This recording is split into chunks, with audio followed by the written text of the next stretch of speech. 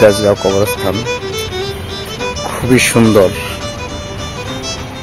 দেখলে মন জুড়িয়ে যায়। আমাদের অনেক আত্মীয় স্বজন এখানে শুয়ে আছে, তাদেরকে আমরা সবসময় স্মরণ করি।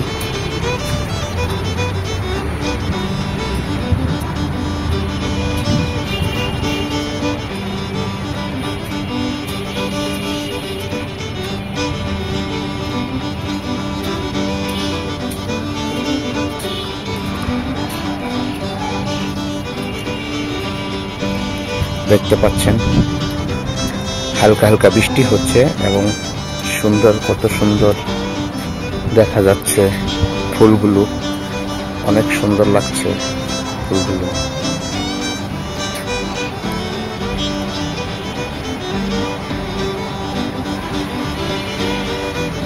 আপনারা যারা ভিডিওটি দেখছেন অবশ্যই শেয়ার করে দিবেন, অন্যকে দেখার সুযোগ করে দিবেন।